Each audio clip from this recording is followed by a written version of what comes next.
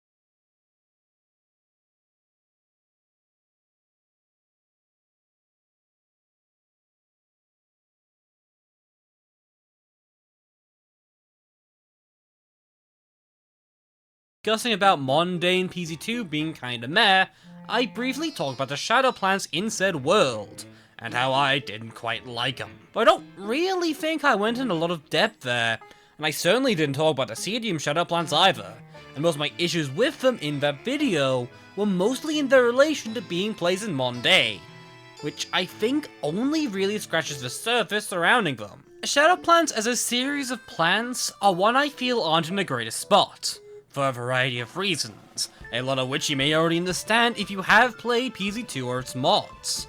They are a series of plants that, especially in terms of balancing, have been a serious issue to deal with.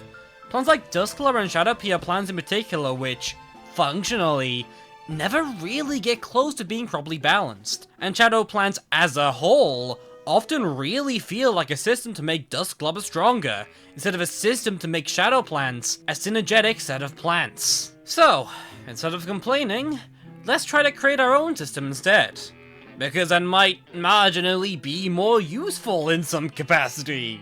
Maybe. But to do that, I want to cover some of the issues I have with them, and want to solve. Let's do that.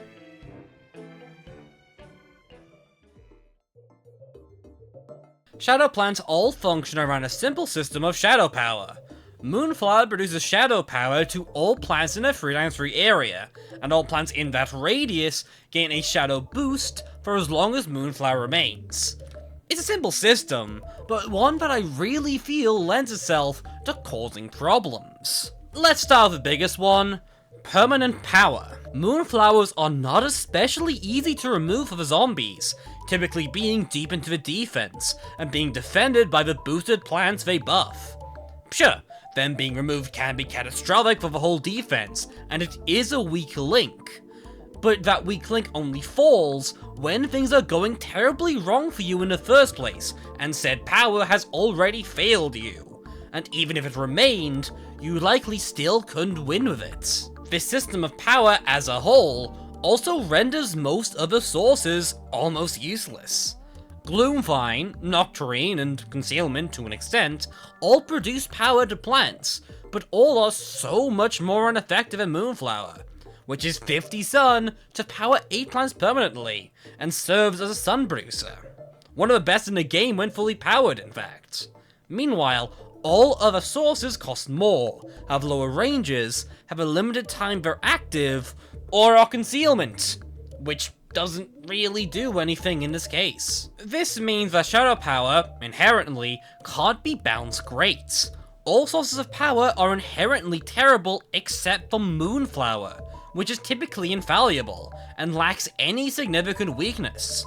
So all shadow plants have to be balanced around Moonflower's form of power, which means that you have to assume shadow plants are, in most cases, always powered, and means that the inherent power gimmick only matters as much as having to bring Moonflower does, and then having to use 2 tiles to produce Sun, which isn't that important when Dusclober just exists. Dusclober is the biggest consequence of Shadow Plant balancing. It's seemingly designed assuming Shadow Power would ever be enough of a problem to hold it back, something that is clearly not true, and as a result has a far stronger shadow effect than any of the other Shadow Plants around it. Tripling its damage output is simply unreasonably strong, especially for a plant with 3x3 splash on each of its projectiles, rendering the only standard Shadow Plant ever seriously worth running alongside Moonflower.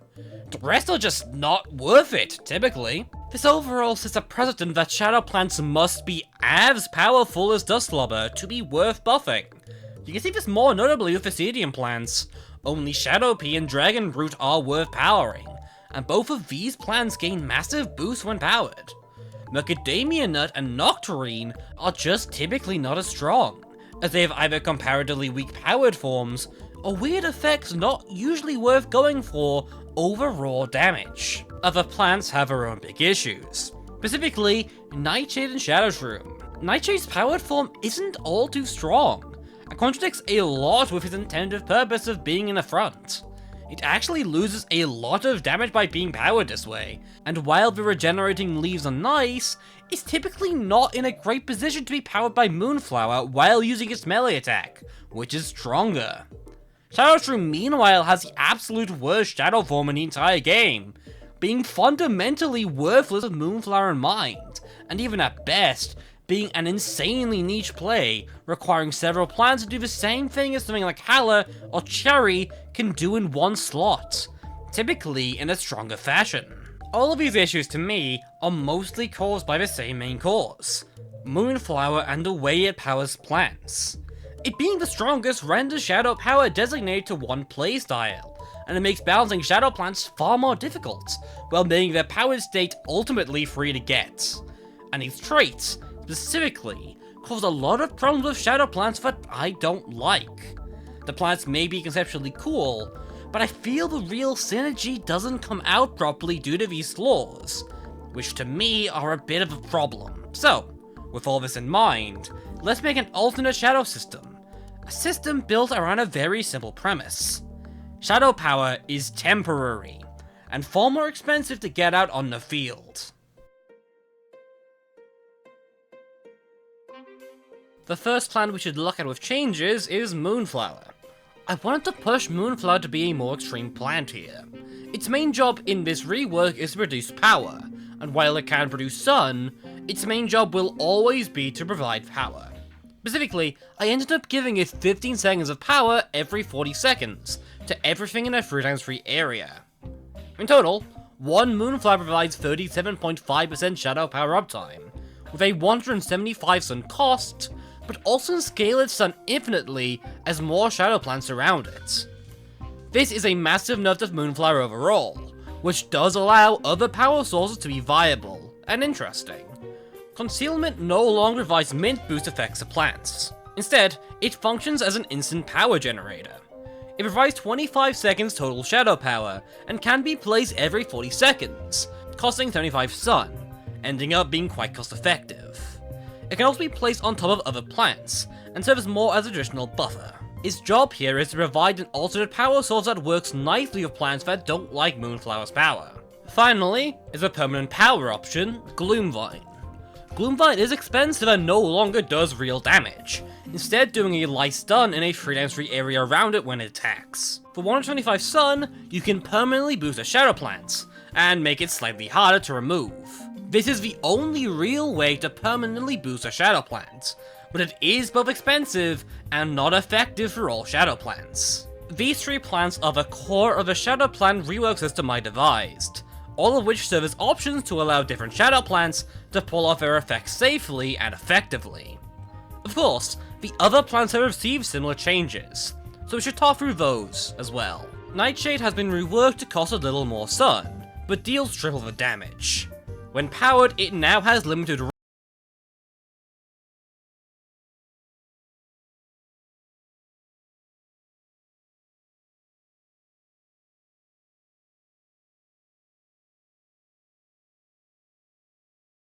It's designed for concealment abuse, and when not powered, it recovers goo instantly to max out for the next power session. It's really sold with concealment in mind, allowing you to suddenly shore up half the field for a long duration if needed. Shadow Stream is the last plan which I attempted to do something with, though admittedly not much can be done to fix it. Its powered form has been buffed to also provide a strong slowdown effect, alongside slightly reduced damage, so it's more likely to chain onto other targets.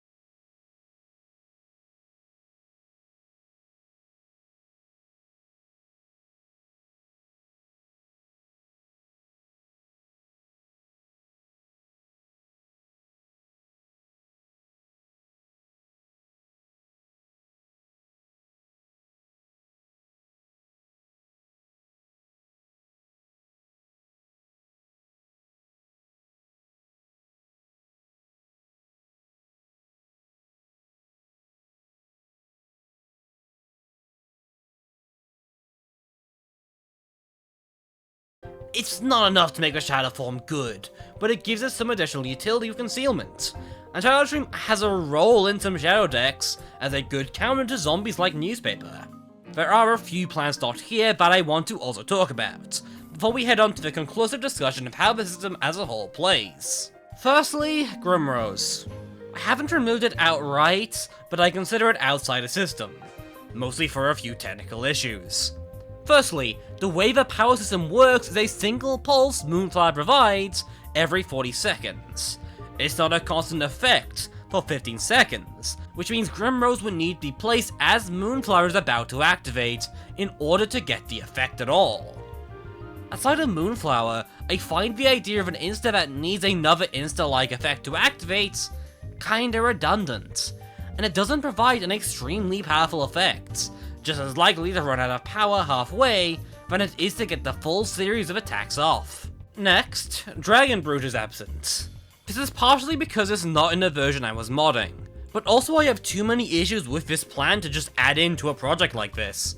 It has a lot of overlap with Dustlobber, as it's a plant that attacks in 3 lanes, with a unique ability to turn into free plants that are placed at random tiles when destroyed.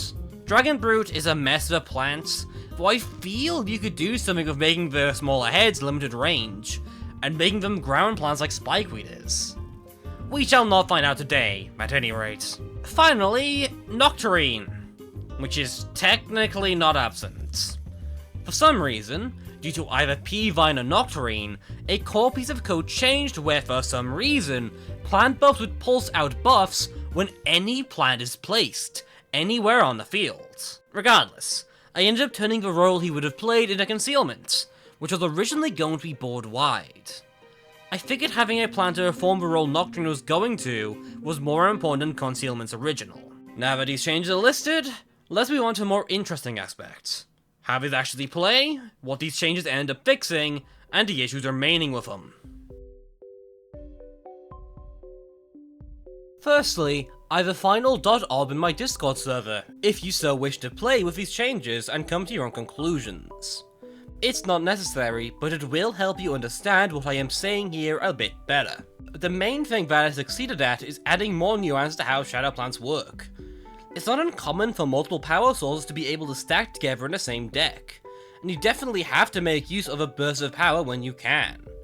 Plants like Dustlobber, Shadowpea, and Macadamia Nut feel really good to use, and I think they are all genuinely super fun plants to play now, as compared to normal where they are very auto. In terms of power, I think Gloomvine is definitely maybe a bit strong. These plants are definitely not designed for permanent power, so it, combined with Nightshade especially, can get absurdly strong. But this could have been fixed by changing Nightshade's fire rate. I decided to not care too much about in-depth balancing, at least for now. Otherwise, the other options seem far more balanced against each other. I feel that there is a lot more reason to run all the shadow plants now, but they definitely aren't something you can slap and forget about, and some are definitely weaker than others. It's hard to utilize Shadow Pea's niche as a staller outside of just spamming more Shadow Peas, meanwhile Shadow Shroom is just unsalvageable without a far more significant rework, which simply does not work in the context of these changes. Shadow Shroom is probably the most fundamentally stupid Shadow Plant in terms of ability, so this isn't much of a surprise, but it's still a shame. Moving on, this system makes Shadow decks far more fragile, which is both an upside and a downside. There is a lot of things that can go wrong with Shadow Plants now. Ambushes can pose serious issues. Shadow Plants seriously lack any single target damage worth running home about, as far as their attackers go, meaning that anything of high HP getting close can't spell your downfall fast. Shadow decks are also far more expensive here, and I feel they're incompatible with a lot of objectives. I wouldn't run one into a Don't Lose X Plants level, for instance, and I have suspicion that spend less on X Sun objectives are going to be a serious problem. Another big downside, this system needs a lot of plants to be available for it to mean all too much. This does not work in vanilla systems without a heavy rework of plant unlock location, and giving Monday more plants to unlock than any other world, with Shadow Plants only truly being great after a lot have been unlocked. This system is also definitely more complex to field compared to basically anything in vanilla. It's good fun if you understand it, but it's definitely out there compared to simply spamming plants like Repeater or Wintermelon. It's a confusing system that would also need a more robust and normal implementation than the one I've done if it were to be official feeling in any real capacity. This combined with its weaker overall power makes me feel that in a purely casual mindset, the original system might be superior overall. It's far more clean, easier to understand, and feels more immediately punchy and satisfying to use. Turns Shadow Plants into more of an actual thing and a strategy to go for, rather than a set of plants with a gimmick that matters so little. For me, that was always the point of these changes, so I think in spite of the downsides, I'm happy with how the version ended up. It's not strictly better, but it fixes the issues I personally have with Shadow Power, so that is functionally a success in my eyes.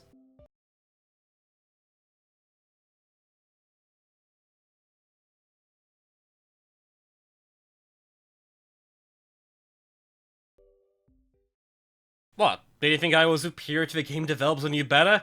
Ha, no.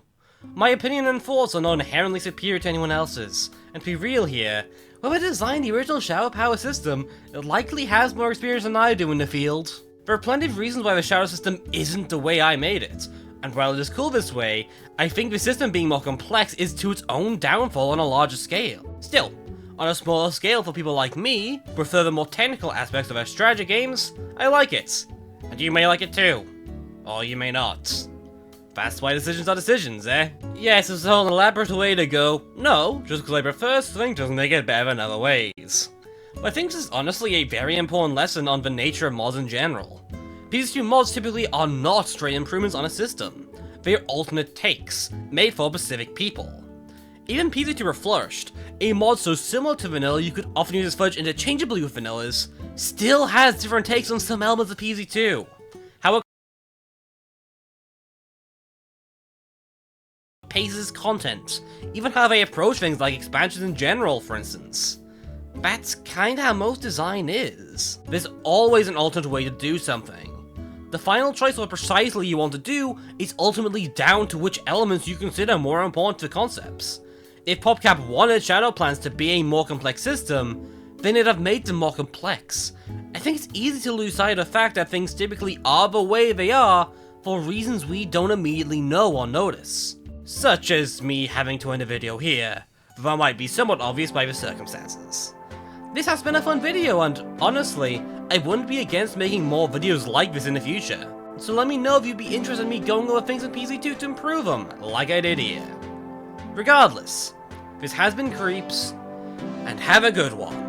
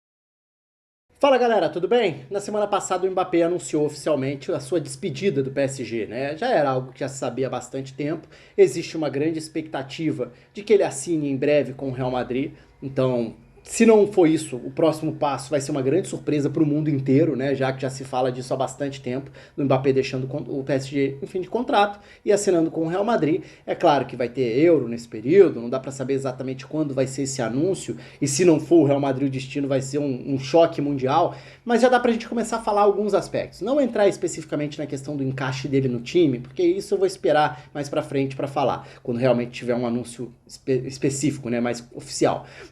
Também, acho que vale um vídeo à parte falar um pouco sobre o que será do PSG pós-Mbappé. Afinal de contas, termina uma era em que o PSG tentou apostar em grandes estrelas e acabou não conseguindo o seu principal objetivo, que seria o título da Champions. Mas nesse meio do caminho, aproveitando como gancho a despedida dele do PSG, dá pra gente falar um pouco sobre o que representa este momento para o Mbappé e para o Real Madrid, projetando o Real Madrid como futuro do jogador francês. Isso tem muito a ver com o que essa temporada trouxe de novidade. Para mim, aí tá o grande ponto, que talvez seja um ponto de virada, de diferença na maneira de encarar essa transferência em relação à temporada passada. Por quê, né? Porque na temporada passada era muito natural imaginar o Mbappé indo para o Real Madrid, como foi nos últimos anos, sempre uma novela que se arrastou, mas na temporada passada tinha uma lacuna muito clara, né? A lacuna do Real Madrid precisando de um atacante, do Real Madrid que deixava de contar com Benzema e que não iria ao mercado para procurar um substituto. Então, um clube desse tamanho que precisava de um jogador gigante, de uma referência mundial, e que precisava preencher uma lacuna no seu ataque para tentar ter um ataque dos mais poderosos, como está acostumado a fazer. Só que essa temporada acabou sendo uma temporada que muda um pouco a forma, o tamanho do Mbappé chegando ao Real Madrid. E por que isso? Por dois motivos. Pelo sucesso do Real Madrid e pelo, eu não gosto de usar fracasso, mas vamos lá, de insucesso do projeto Mbappé em relação à Champions no PSG. Eu acho que fracasso às vezes é muito cruel e muito banalizado no futebol, no esporte como um todo, quando a gente fala de atingir ou não um principal objetivo. E às vezes você tem inúmeros campeonatos para disputar e você não conseguir chegar ao título de todos eles não vai significar um fracasso necessariamente, até porque é do jogo ganhar e perder. Mas é claro que do ponto de vista de poder, de status que foi dado ao Mbappé, essa era uma temporada importante dele conseguir trazer resultados para o PSG, porque vamos lembrar que o PSG deixa de contar com Messi, deixa de contar com Neymar e passa a dar, em tese, um poder muito maior para o Mbappé ditar as coisas, ditar o futuro do clube enquanto ele estivesse no PSG. Até porque vamos lembrar como foi a última reviravolta desse caso, quando ele já tinha praticamente se despedido do PSG e vem uma renovação de contrato, uma permanência inesperada lá atrás. Os poderes dados ao Mbappé foram enormes. Então assim, se a gente pensa, esse Mbappé chegando ao Real Madrid na temporada passada, muito provavelmente seria o Mbappé chegando com o status de dono do time. Só que essa temporada mostrou não só um enfraquecimento da imagem do Mbappé, é importante a gente diferenciar essa questão da imagem, a forma da gente olhar, e alguns têm rejeição ao Mbappé, de forma alguma isso interfere na avaliação do grandíssimo jogador que ele é, tá? O Mbappé é um dos grandes jogadores, talvez ainda seja a maior referência dessa próxima geração pós-Messi, pós-Cristiano Ronaldo do futebol mundial. Claro que não necessariamente significa que ele vai ganhar premiação individual e tudo, já falei sobre isso no vídeo específico da premiação, do Vinícius Júnior como um favorito pré-Euro a prêmios individuais e tudo, isso fica para outro vídeo que eu gravei. O Mbappé ainda pode, dependendo da Euro, sair até como o melhor do mundo nessa temporada, embora tenha decepcionado nas quartas e na semi da Champions. Mas o fato de que foi dado a ele esse poder internamente no PSG, isso trouxe para ele também uma responsabilidade de ser esse condutor do PSG ao objetivo final. A partir do momento em que o PSG não consegue chegar, tá ali uma frustração. E mais do que isso, a partir do momento em que o Real Madrid consegue, numa temporada em que aparentemente precisava mais do Mbappé do que o Mbappé do Real Madrid, né, se a gente voltar um ano no tempo, há um ano parecia que o Real Madrid precisava mais de uma figura como o Mbappé para chegar e resolver o seu ataque, cumprir e preencher uma lacuna, e o Mbappé super valorizado, podendo escolher o seu destino, podendo optar por ficar num PSG com poderes máximos e tudo. Essa era a imagem daquela temporada. Só que vamos adiantar para o fim da temporada atual, fim de 2023 e 2024. A sensação parece um pouco oposta, né? Parece que agora o Mbappé precisa mais do Real Madrid do que o Real Madrid precisa do Mbappé. É claro que isso pode ser relativizado e pode ter argumento de várias formas daí, alguns a gente até pode entrar aqui. Mas eu acho que essa diminuição de tamanho pode ser interessante demais pro Real Madrid, talvez até pro próprio Mbappé, tá? Mas especialmente pro Real Madrid, porque o Real Madrid é um clube, aí já tem uma diferença de tratamento natural que o Mbappé já devesse dar. É difícil falar sobre ego, sobre personalidade de cada um, porque cada um tem a sua, a gente nunca sabe exatamente como seria, se foi esse contexto do PSG que deu ao Mbappé todo esse poder e que fez com que ele virasse esse cara que, no noticiário, é alguém que tem um ego muito forte para dominar o vestiário, para dominar o clube onde está, se foi o PSG. O PSG teve ao longo dessa era bilionária muito esse perfil, né, de tentar ter grandes estrelas e de não necessariamente conseguir controlar essas estrelas. A sensação muitas vezes era de que as estrelas eram maiores do que o próprio clube. E isso tem a ver com, claro, um fortalecimento de um PSG que vem de pouco mais de uma década para cá. Não a história do clube, evidentemente, mas o poder financeiro que deu visibilidade global e que deu esse poder midiático de ser o clube das grandes estrelas. Isso é recente, isso vem de 15 anos para cá. Não é algo que o PSG sempre teve historicamente. Então isso dá às estrelas também um pouco essa sensação de que aqui eu mando, aqui eu sou o cara. No Real Madrid, a coisa tende a ser diferente. O Real Madrid é o maior clube do mundo. O Real Madrid está acostumado a ter as grandes estrelas do futebol mundial. No Real Madrid, o Mbappé não é a única estrela. No Real Madrid, o Mbappé sabe que está num clube que é muito maior do que ele. E que se ele não der certo, o azar dele. Como outros jogadores chegaram e acabaram não dando certo, o Hazard talvez tenha sido a última experiência nesse sentido, né? Um jogador que chegou para ser, teoricamente, um dos melhores jogadores do mundo e em nenhum momento se aproximou disso. É claro que o Real Madrid teve um prejuízo financeiro, teve uma decepção do ponto de vista técnico, mas o Real Madrid seguiu conquistando um monte de título nesses últimos anos. Então acabou sendo pior pro Hazard, embora tenha sido um jogadoraço também, isso não diminui a carreira do Hazard, mas foi um passo decepcionante. E a carreira dele acabou terminando muito antes do que todo mundo imaginava. Então, pro Mbappé, esse passo para o Real Madrid vai significar um passo adiante no sentido de exposição, no sentido de chegar a um clube gigantesco, de ter uma enorme responsabilidade, mas do ponto de vista de ser dono do time menos, né?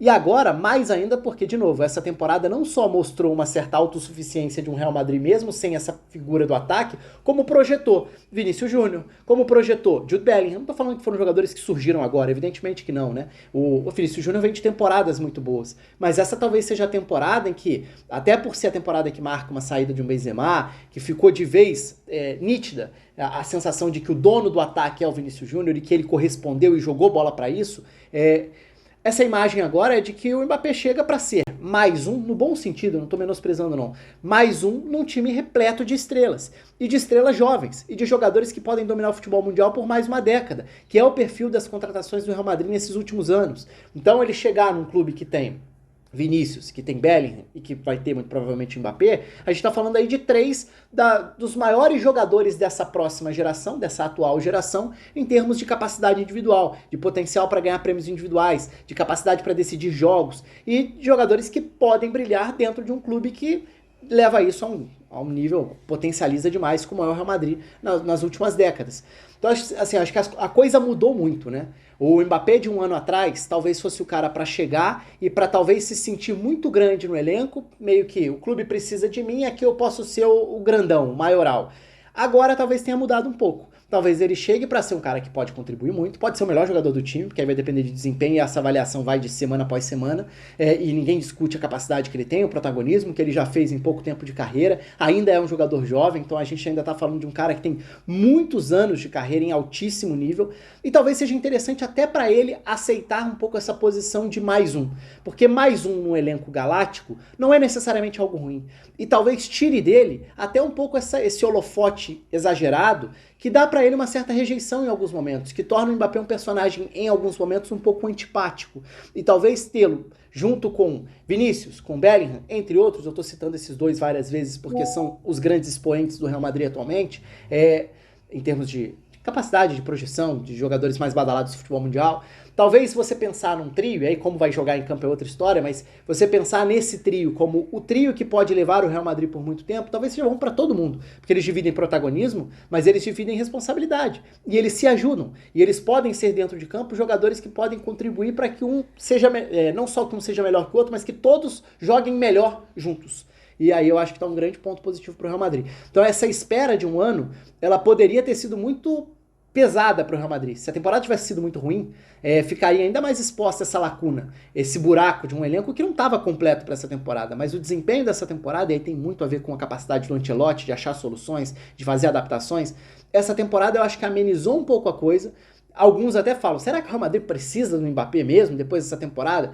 Olha, eu ainda acho que o Real Madrid tem uma lacuna no ataque. Não que o Mbappé seja exatamente esse 9, mas até por ter o Ancelotti como treinador, ninguém duvida que ele possa encaixar todos esses jogadores juntos. Então, pro Real Madrid, até como perfil do clube, nunca vai ser demais você olhar pro mercado e falar, tá aqui um dos melhores jogadores do mundo, quero tê-lo comigo. Porque esse é o perfil do Real Madrid historicamente falando. Acumular estrelas, ter os maiores juntos.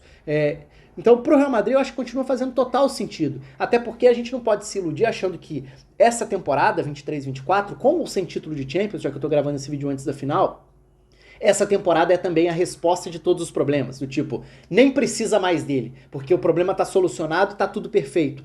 Porque também a gente não sabe ainda se dá para considerar essa temporada o padrão para os próximos anos. Foi uma temporada em que o Real Madrid produziu muito.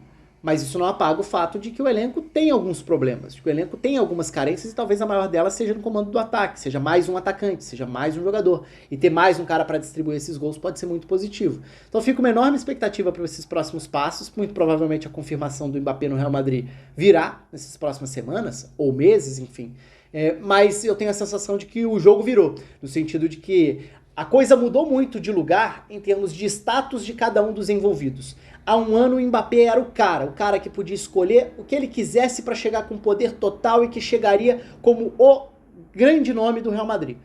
Hoje, o Mbappé ainda é um dos grandes jogadores do futebol mundial, mas ele chega para o Real Madrid para ser mais uma estrela no meio de um ataque brilhante, no meio de um ataque que já vem de uma temporada maravilhosa e que já mostrou que tem jogadores ali que são protagonistas que conseguem conduzir o Real Madrid. Então não é que o Real Madrid esteja precisando de uma estrela para conduzir esse time. Não, já tem estrelas. E se o Mbappé chegar disposto a ser mais uma, pode ser bom para todo mundo. Enfim, vamos esperar para ver. Até como vai ser essa questão de administração de gestão de grupo, questão de egos, questão de relação entre os jogadores e tudo mais. Isso tudo a gente só tem como saber a partir do momento em que a transferência for confirmada e que esse dia a dia comece a ser o dia a dia de convívio desses atletas. Enfim, quero saber o que vocês pensam aí. O espaço está aberto. Um abraço, até a próxima.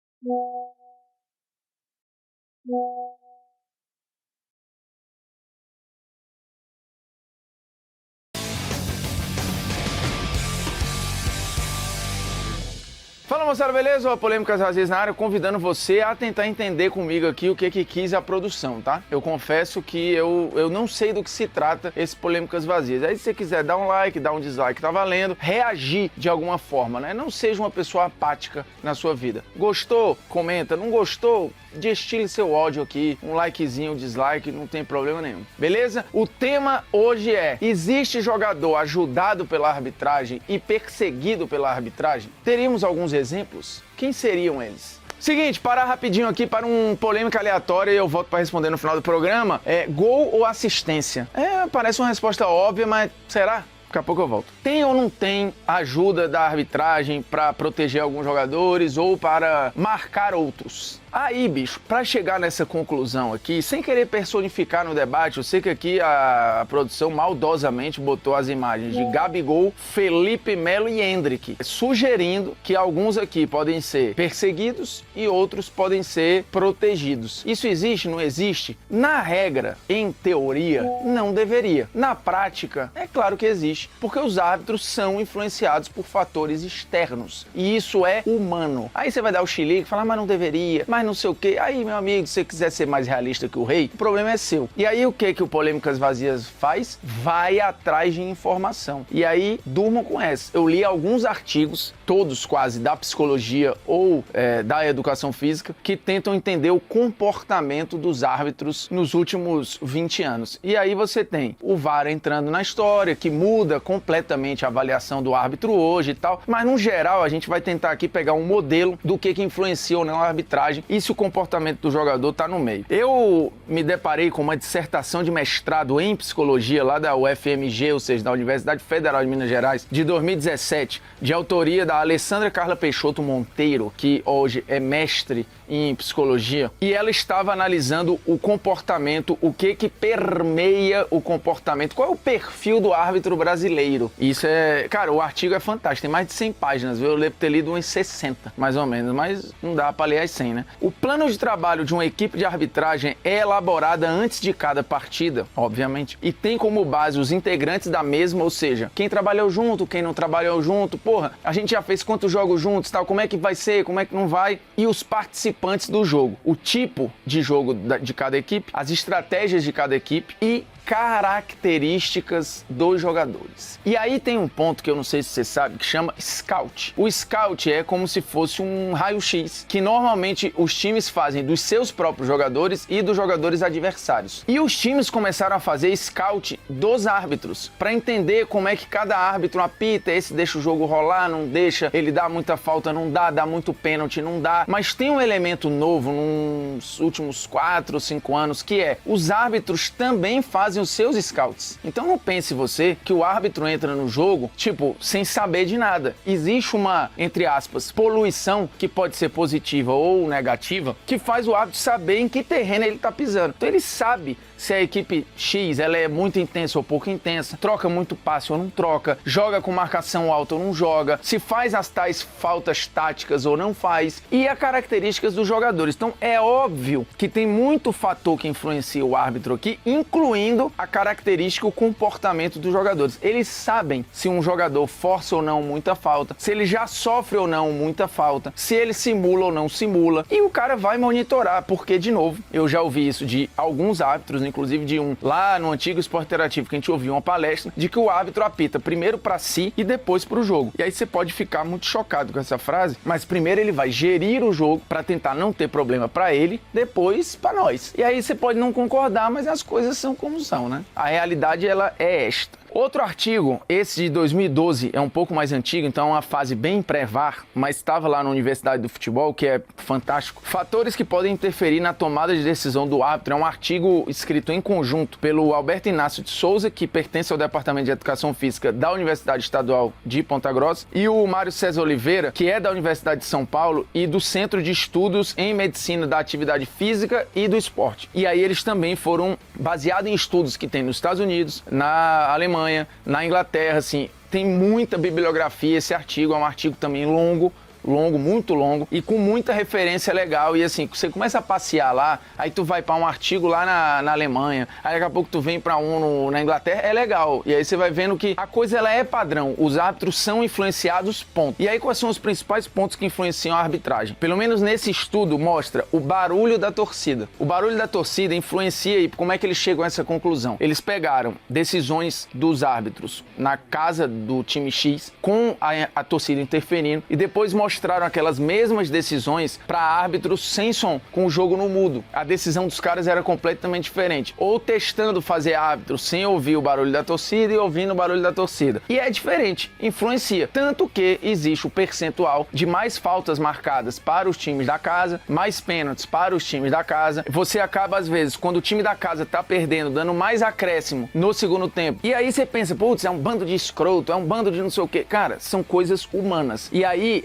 no Brasil, na Argentina, na Alemanha, na Itália, na Inglaterra. Então você vê que chama lei dos grandes números. Se isso acontece em todo lugar, mais ou menos, é porque é assim. E aí o fator casa influencia. A agressividade dos jogadores é um ponto que também dá no estudo. O quanto o cara pressiona ou não pressiona, e normalmente os mais agressivos, no sentido de efusivo, são os caras do time da casa. A desvantagem do anfitrião, isso é um ponto que influencia em várias tomadas de decisão do árbitro. Aí tem aquela história do árbitro caseiro, do árbitro não sei o quê. E o tempo de acréscimo também influi nas decisões. Tanto que dentro do tempo de acréscimo, normalmente o percentual de marcação muda. O cara às vezes picota o jogo mais em falta, ele para dar um pênalti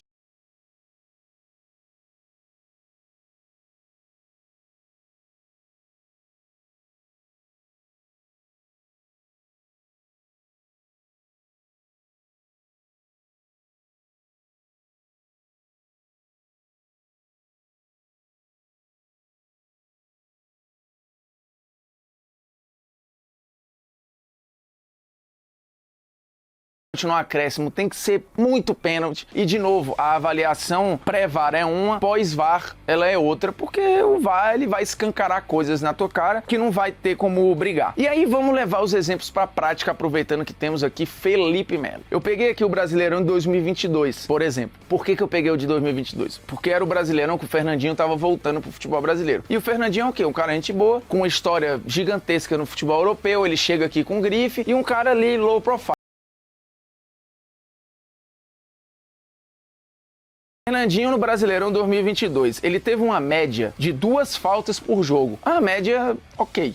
E tomou 5 amarelos. Felipe Melo no mesmo Campeonato Brasileiro, ele teve uma média, ele fez 0,6 falta por jogo. Ou seja, 4 vezes menos quase que o Fernandinho. Ele tomou mais cartão que o Fernandinho, tomou 6. E obviamente aí você vai falar, porra, mas tem a qualidade da falta, a intensidade da falta, o jeito que o time joga. Tem. Mas o Fernandinho, por exemplo, 2022, ele voltou bem acima do tom. E eu lembro que eu vi vários jogos do Fernandinho na Libertadores e na Libertadores a diferença é ainda maior. Se eu pegar a Libertadores 2022 e comparar com a Libertadores 2023 do Felipe Melo, cara, a diferença era grande. Tipo assim, o Felipe Melo fez muito menos falta que o Fernandinho, mas muito, até a diferença foi até maior. Se eu não me engano, era 2,4 a 0,3. E, cara, ele tomou, acho que o Fernandinho tomou 1 amarelo. O Felipe Melo, se eu não me engano, tomou 4 ou 5. E se eu não me engano, teve uma expulsão. Então, assim, é claro que a fama pesa. Mas é óbvio que pesa. E o sarrafo é diferente. Aí você fala, tem que ser diferente? A gente pode até discutir a vida pregressa do cara. O cara que simula mais falta pra um que não simula. Pô, se eu sou o árbitro, na hora que o cara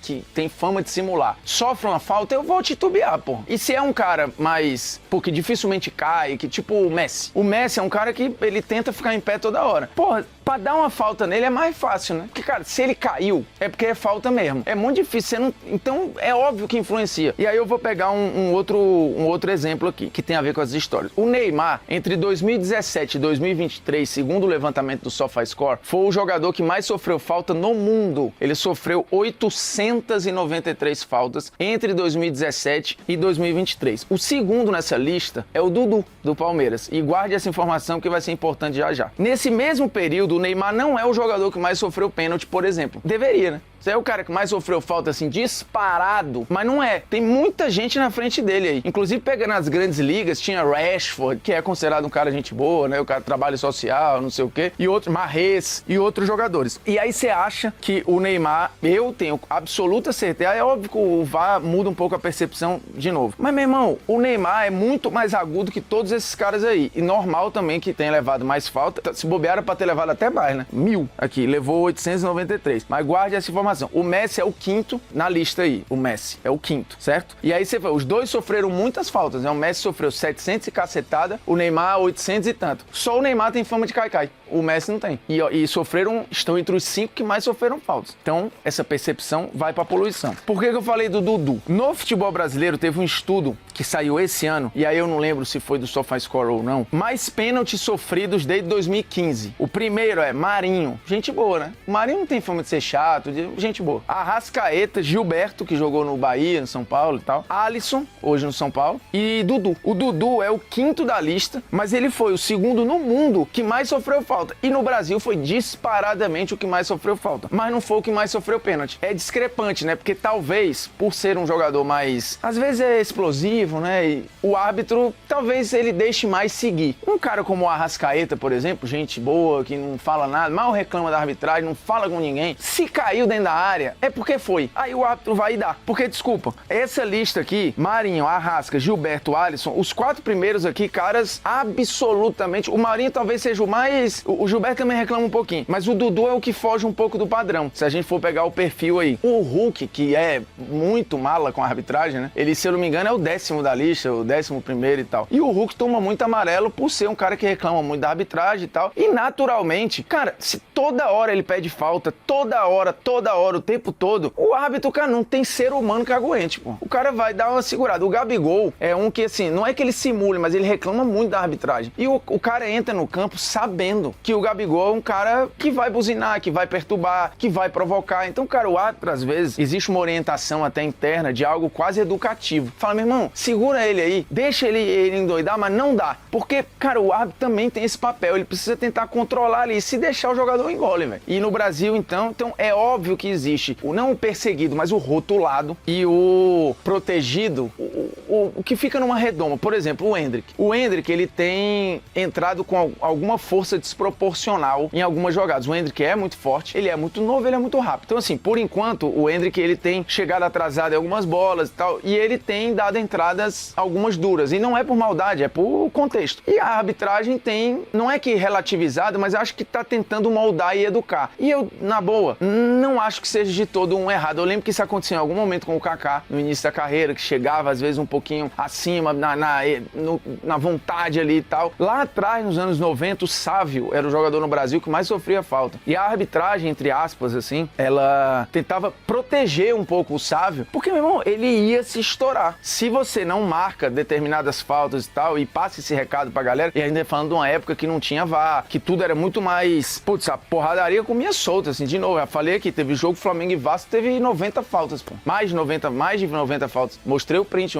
tá no meu Twitter lá, inclusive. Então, assim, você tinha que proteger, pô. Proteger porque é pelo bem do espetáculo. Então, a arbitragem também tá ali pra isso. E, de novo, tem muitos fatores que influenciam. O jogador mala. Cara, o árbitro, a história do ser imparcial, você parte dessa premissa, a lei, ela é imparcial, mas a aplicação dela passa por 500 poluições. E, de novo, eu trouxe algumas aqui. Trabalhei com artigos. Não sou eu que tô dizendo. É a ciência do esporte ou é o estudo do jogo. Que a gente pode discordar ou não discordar, mas existe. Ponto. Tem jogador perseguido ou rotulado e a culpa muitas vezes é do cara, porque ele cria a imagem, e tem jogador que a arbitragem tem mais tolerância, mas também é mérito do cara, porque o cara criou essa imagem, pô, de um cara mais correto, ou com fair play, ou com respeito ao jogo e até com respeito à arbitragem. Portanto, a sua sensação, ela é uma verdade.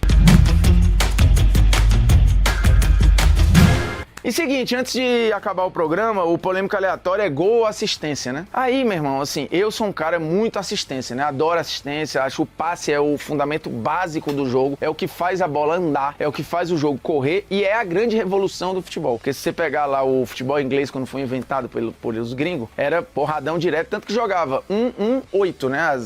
os esquema tático, ou então você tinha um 2-1-7 e por aí vai. E isso foi mudando ao longo do tempo, porque aí veio a galera da Escócia, né? Viva a Escócia, que não inventou só o whisky, mas também o passe. E aí começou a falar, não, velho, vamos chegar de um jeito diferente aqui, fazer um joguinho mais pensado e tal. E aí o jogo foi mudando e aí vem tudo o que a gente conhece hoje. Então o passe, ele é fundamental para a evolução do jogo. Dito isso, eu não vou ficar cagando regra aqui de que o que mais mexe com as pessoas e o momento mais efusivo do futebol é o gol, né? Porra, não tem como. Beleza, os gols, na maioria das vezes, só saem porque teve o quê? Uma assistência. Porém, um passe que não termina em gol não é assistência. Pode existir um gol sem assistência? Pode. Pode existir assistência sem gol? Não. Logo, o gol é pica, né? E de novo, você vai lembrar aí, cara, quais são minhas grandes lembranças do futebol? Pô, 99% gol. E aí eu não vou ficar aqui, eu sou um apaixonado pelo passe, pela assistência, tenho milhares na minha carreira de peladeiro, tenho centenas, vai. Milhares pode ser forte, mas centenas, assim, muita coisa. Passe de todo jeito pra você imaginar. Dito isso, o gol é... Quem faz gol beija na night, né? Como diria a Ale Oliveira. E quem dá passe é esquecido, né? Muitas vezes, porque o mundo é injusto, né? Dito isso, viva os injustos aí. Mas é o gol, né? Não vou ficar aqui, porra, tentando fazer manobra pra eleger uma coisa que vocês sabem o que é. Um abraço.